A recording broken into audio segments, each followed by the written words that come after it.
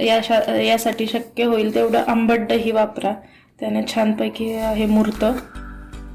आणि दही जर आंबट नसेल तर तुम्ही दह्याचं प्रमाण या ठिकाणी वाढवू शकता.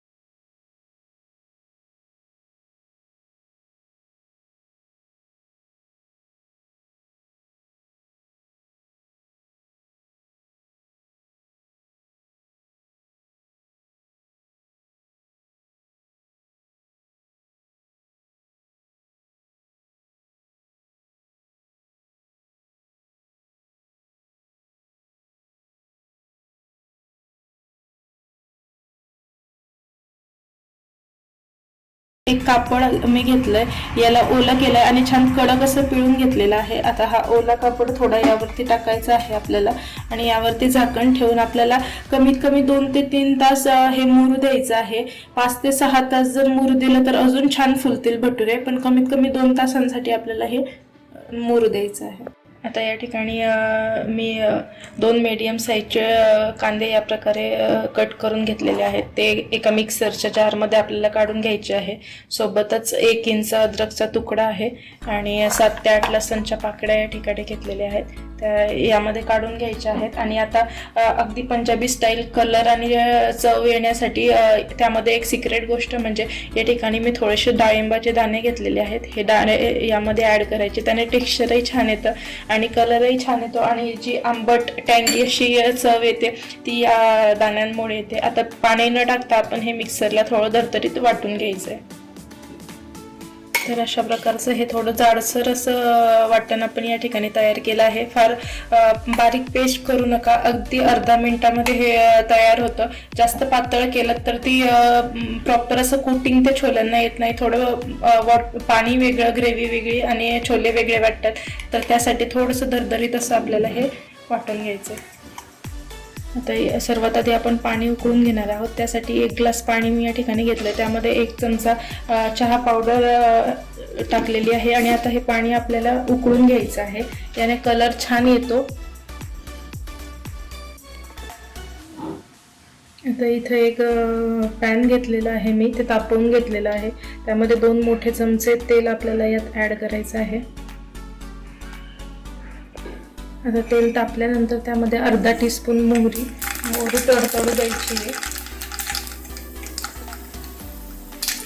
त्यामध्ये अर्धा टीस्पून जिरं, जी छान तडतडली की त्यामध्ये थोडंसं हिंग. आता 1 मीडियम साईजचा कांदा इथे मी खूप बारीक कट करून घेतला आहे, तो यामध्ये ॲड करायचा आहे, त्याने छान टेक्स्चर येतं. त्यामध्ये थोडासा कोथिंबीर आणि आता लो फ्लेमवरती याला थोडासा किंचित कलर चेंज होईल, ट्रान्सपरंट असा कलर येईल, तोपर्यंत हा कांदा फ्राय करून घ्यायचा आहे. आता 30 ते 40 सेकंड हा कांदा थोडासा फ्राय झाला आहे, थोडंसं क्रिस्पी असं टेक्स्चर याला आलं आहे. आता त्यामध्ये हे जे वाटण आपण बनवलं होतं ते वाटण आपल्याला यामध्ये ॲड करायचं आहे.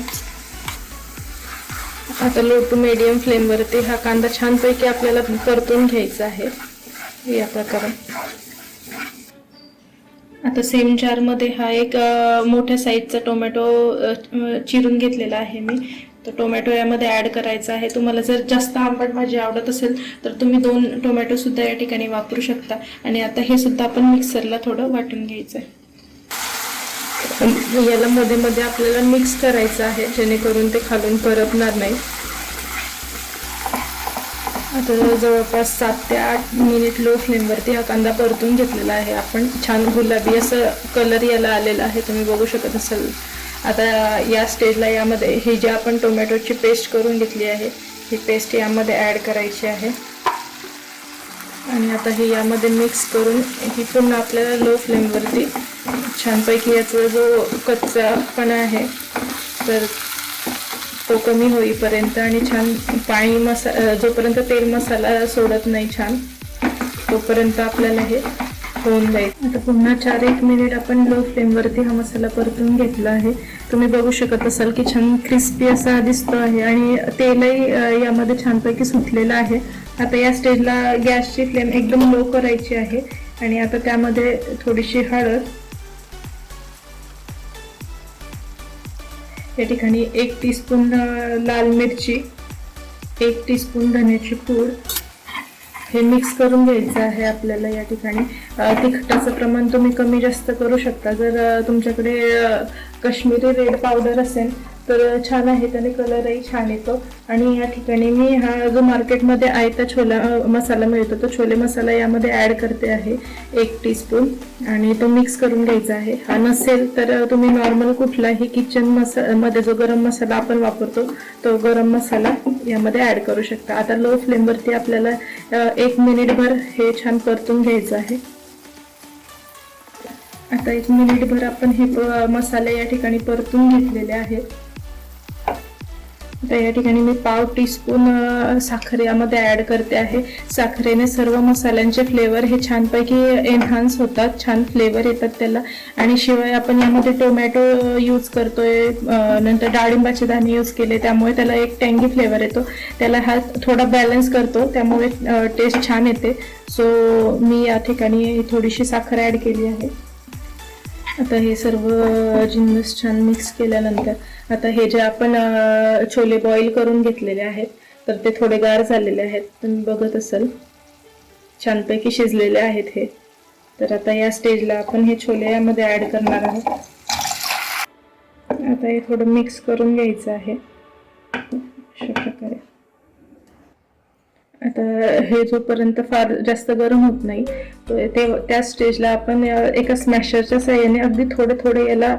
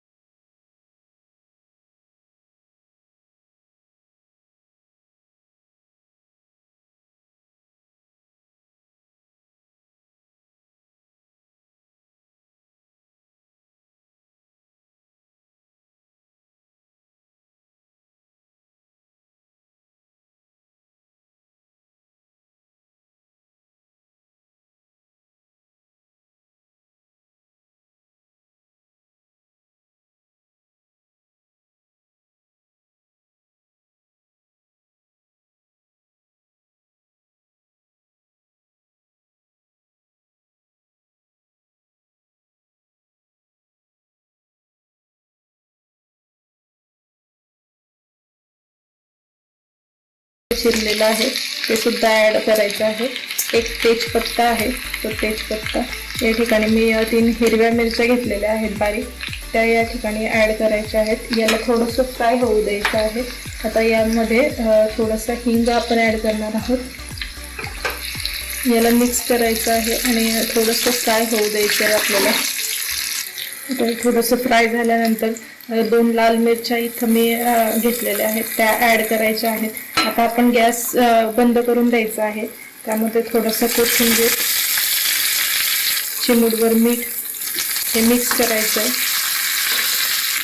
आणि अगदी चिमूटभर मी इथं परत लाल तिखट ॲड करते आहे. याने तडक्याला खूप छान टेस्ट येते. आणि आता गरमागरम तडका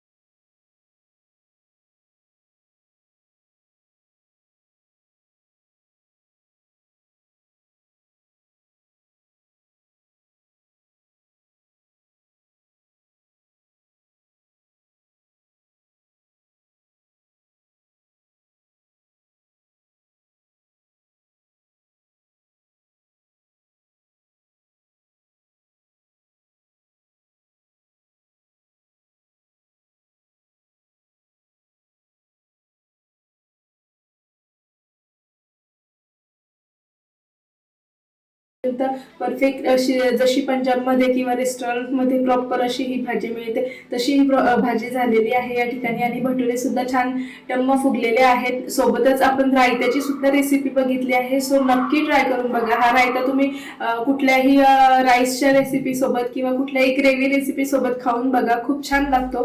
सो नक्की ट्राय करा. आपल्या चॅनलला सबस्क्राईब करा. रेसिपी आवडली असेल तर लाईक, शेअर, कमेंट नक्की करा. पुन्हा भेटूया एका नवीन रेसिपी सोबत. काळजी घ्या.